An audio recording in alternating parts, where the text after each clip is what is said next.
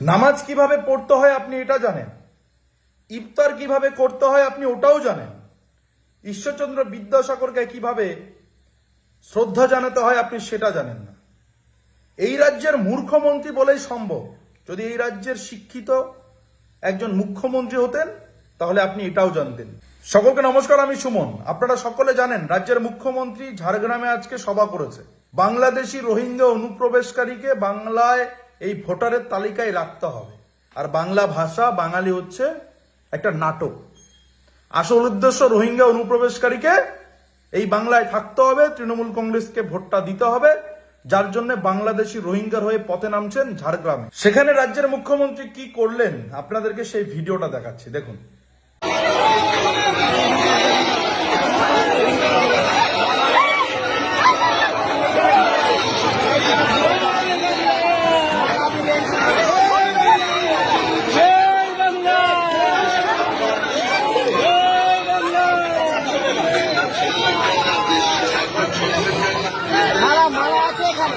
নিশ্চয় আপনারা ভিডিওটা দেখলেন। হ্যাঁ, ঈশ্বরচন্দ্র বিদ্যাসাগর তার গলায় উত্তরীয় পড়াচ্ছেন মমতা বন্দ্যোপাধ্যায়, রাজ্যের মূর্খমন্ত্রী। তার নিজের গলার উত্তরীয়টা ঈশ্বরচন্দ্র বিদ্যাসাগরের গলায় পরিয়ে দিচ্ছেন। কতটা লজ্জা ভাবুন তো, কতটা অপমান করলেন।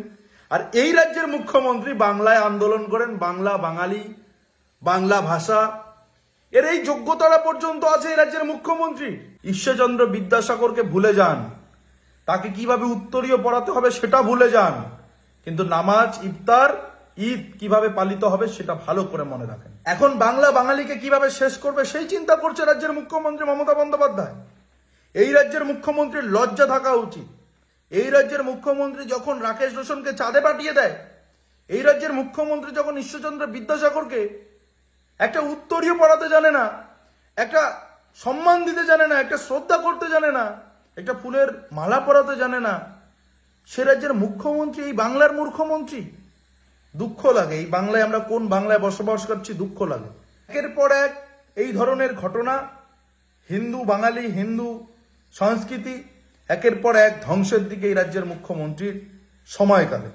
তাই সকলে চোখ কান খোলা রাখুন, চোখ কান খোলা রেখে চলুন। সকলে ভালো থাকবেন। জয় হিন্দ, ভারত মাতা কি জয়।